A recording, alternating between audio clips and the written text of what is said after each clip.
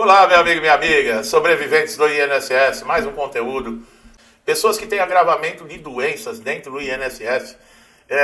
O agravamento de doenças é uma realidade que muitos segurados estão enfrentando, tá? E pode ser um fator determinante aí para a reavaliação de benefícios por parte do INSS. Nos dias atuais, né, pessoal, muita pressão, as coisas estão muito rápidas, não é verdade? Então isso acaba fazendo com que as pessoas se sintam pressionadas e muitos têm doenças que não são aparentes. Nós estamos tendo problemas gravíssimos, né, com relação à depressão, à ansiedade. Exatamente por quê? Por causa desses tempos loucos que nós estamos vivendo, né? Quando a condição clínica de saúde do segurado piora de forma significativa, existe uma legislação que prevê um mecanismo que obriga o INSS a analisar esse caso, tá? E em certos cenários até restabelecer, converter o benefício que foi cessado, indefinido. A Lei 8.213 de 91, ela rege que benefícios que dispõe que o segurado apresenta uma piora do seu estado de saúde, ele tem direito, por exemplo, a uma nova perícia. Isso ocorre principalmente quando o laudo, né, que o INSS vai averiguar, diz que não refletia totalmente o quadro clínico, né, com relação à doença. E quando a doença evolui e traz novas limitações funcionais, é necessária a apresentação de documentação também, né, pessoal? O que eu sempre falo, tá? Esse pedido, ele pode ser feito administrativamente pelo portal Meu INSS, judicialmente, tá? Que, infelizmente, muitas vezes é o único recurso que o segurado vai ter. O agravamento, ele pode ocorrer, por exemplo, por doenças degenerativas, crônicas, autoimunes, ortopédicas, psiquiátricas, que com o tempo reduzem ainda mais a capacidade laboral desse segurado. Por isso o segurado deve manter laudos atualizados, detalhados, pessoal. De preferência, se você tem exames, se você faz tratamento, peça para o especialista fazer um laudo detalhado, explique para ele as condições do INSS, para que comprove realmente a piora do seu estado de saúde. Ao receber esse tipo de documentação, você enviar para o INSS é obrigado a analisar. Além do agravamento, o segurado ele pode demonstrar que há, por exemplo, uma nova repercussão sobre a capacidade do trabalho. Muitas vezes o perito do INSS desconsidera e subestima essas evoluções, gerando injustiças. Nessas situações é possível buscar apoio jurídico, tá, para que a Justiça Federal determine uma avaliação aí imparcial, se for o caso, para reativar o benefício, que muitos, né, que nem o ano passado, em 2024, auxílio-doença, que é um dos benefícios mais pedidos no INSS e é de curta duração, necessita sempre de atualização da documentação. E o que aconteceu o ano passado? O auxílio-doença foi o foco no pente fino. 52% dos segurados de incapacidade temporária que passaram pelo pente fino perderam o seu benefício. Então é uma coisa muito séria. Tem jurisprudência que tem sido cada vez mais favorável ao segurado. Mas você tem que demonstrar de forma clara e fundamentada que as condições de saúde pioraram. Não adianta você, por exemplo, pedir uma reavaliação e mandar a mesma documentação. A ausência ou melhora ou agravamento progressivo da doença tem sido suficiente para obrigar o INSS a tomar decisões. Mas como eu sempre falo, o segurado ele tem que saber. Existem, o INSS não cumpre regras, deixa de cumprir respeito aos direitos dos segurados, mas tem muita gente que só pensa em direito. Pessoal, existem deveres. Você tem que estar com o seu cadastro no INSS atualizado. Se você vai passar por uma avaliação de incapacidade, você deve saber que a documentação tem que ser atualizada. Tem gente que me pergunta na questão de laudo, quanto tempo que um laudo tem validade no INSS. Em média, eles dizem 3 meses, tá? Em média. Mas eu acredito que até menos. Depende muito do perito, pessoal. É o que nós sempre falamos, não existe um padrão. Com relação a laudo, deveria ser muito claro alguma determinação ou alguma norma do INSS para ser seguida por todos os peritos. Olha lá, o laudo tem que ter 60 dias, vamos colocar. O que aconteceria? Todo perito que você passasse em qualquer lugar do país, numa perícia no INSS, teria essa determinação de um laudo de 60 dias. Agora, na região sul, vale por 90 dias. Em outra região, não vale por 30 dias. A outra vale por 60 dias. Quer dizer, o segurado não sabe nunca o caminho a ser tomado. Vale destacar também que o INSS não pode negar uma análise de um novo requerimento sob alegação de coisa julgada administrativa. A coisa julgada que eles falam seria quando a justiça encerra, por exemplo, um processo e não dá mais direito a recurso. Aí o INSS vai imitar, coisa julgada. Foi transitado e julgado, que na justiça é assim. A coisa julgada administrativa, não existe isso. Quando há agravamento da doença no INSS, surge, por exemplo, novas patologias, o quadro ele tem que ser considerado. Na justiça é outro papo, vamos recorrer para outras instâncias. Agora no INSS não. O INSS não tem outras instâncias. Quem dá a última palavra ali é o perito. E o perito, ele não é juiz, o perito é Deus, o perito não é acima de ninguém. O perito é um médico que se prestou um concurso e virou perito no INSS. Não tem essa, ele não é Deus. É para falar, não, eu decidi, acabou, bate o martelo e acabou. O que é isso? Bom, apesar que nós estamos num país que ultimamente nós estamos vendo isso todos os dias na justiça, né?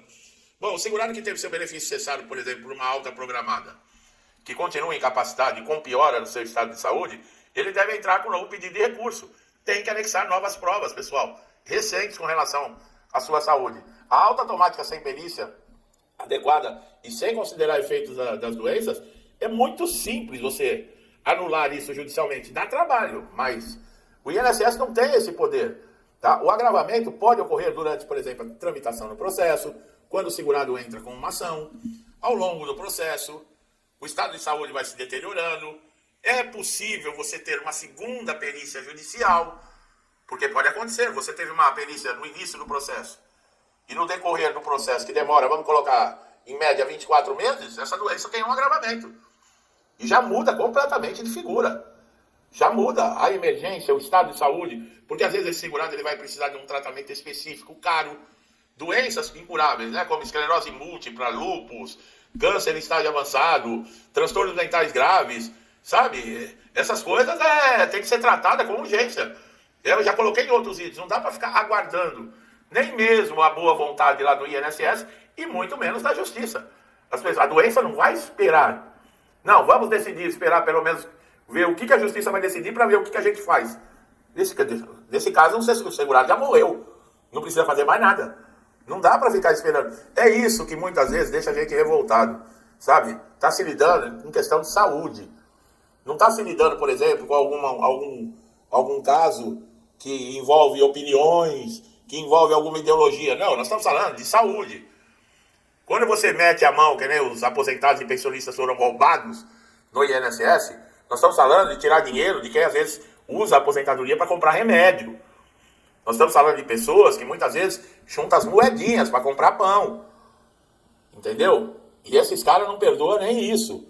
Bom, a reabilitação também, profissional, que é prevista em caso de agravamento. Você vai mandar uma pessoa em fase terminal para fazer reabilitação profissional. Você duvida que o INSS já fez ou é capaz de fazer isso? Não, então você não conhece o INSS, viu? O Código de Ética Médica exige que o perito se baseie em critérios específicos éticos para analisar o agravamento. Então, você está vendo que existe aí um código de ética. Quantos peritos do INSS você acha que cumpre algum código de ética? Eles não têm respeito por eles, nem pelo segurado, nem por ninguém. A maioria deles. Não cumprimenta, não olha na cara, não examina, não lê a documentação, não ouve o problema que o segurado tem a relatar. Isso é ético? Isso, a maioria deles age dessa maneira. Então não existe ética. Além disso, o Ministério Público pode ser acionado quando há indícios de negligência. Eu já cansei de falar. Chama uma viatura de polícia quando o perito agir dessa maneira. Faça um boletim de ocorrência, pegue o CPF do perito e entre com processo em cima do perito. Não adianta você processar o INSS. Não adianta. Você teve prejuízo, danos morais, danos financeiros, você processar o INSS, você vai morrer com seus danos.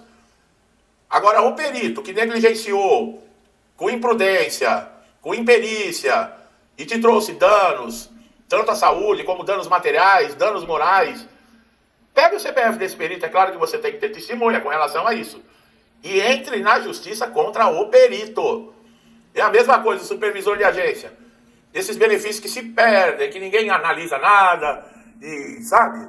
E a pessoa está dependendo que saia a análise para receber o benefício. Tem gente que chega a passar fome, tem gente que foi morar na rua porque foi despejado. E o INSS não responde por nada disso? Essas pessoas que estão recebendo saláriozinho público, que é pago com o nosso dinheiro, não são responsáveis por nada? Não tem responsabilidade nenhuma? Tem que processar essas pessoas. Se a pessoa tem um cargo de supervisão, ela responde pela agência. Ela responde pelo que está lá. E não é responder só para o chefe dela, tem que responder para a sociedade. Funcionário público é servidor da sociedade, não é ao contrário. Ele está ali para servir, ele não está ali para ser servido. Quando o povo brasileiro acordar e entender isso, e isso não é só INSS, qualquer servidor público, tá, pessoal? Se você não sabe, presidente da República é servidor público, ministro é servidor público, juiz é servidor público, viu? São todos servidores públicos que recebem dos nossos impostos. Todos nós pagamos essas pessoas. O governo não fabrica dinheiro, não.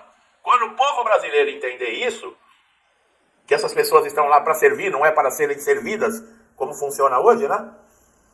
Que hoje nós brasileiros somos somente, trabalhamos, pagamos impostos para sustentar a vida boa. De sem vergonha e de pilantra. Ou eu estou errado no que eu estou falando? Bom, eu não vou nem estender. O recado foi dado, tá, pessoal? Você que tem doença crônica, você, meu amigo e minha amiga, que estão sofrendo, que teve agravamento da doença, procure um advogado se necessário. Entre com recurso. Não respondeu, deu INSS, vá para a justiça. Não se cale. Não se cale. Porque ninguém vai fazer nada por você se você não correr atrás. Tá bom? Eu espero que esse vídeo tenha elucidado, tirado dúvidas. Tá? Se gostou, se inscreva no canal. Ative o sininho de notificação para você estar sempre atualizado. É você que ganha com isso, tá? E você, meu amigo e minha amiga, que estão sempre comigo aqui, me incentivando, auxiliando, interagindo com o canal. Que Deus abençoe sempre a casa, a família, a vida de vocês. Com tudo que eu desejo de bom para mim e para minha família, eu lhes desejo em dobro, deixo um forte abraço e até os próximos vídeos.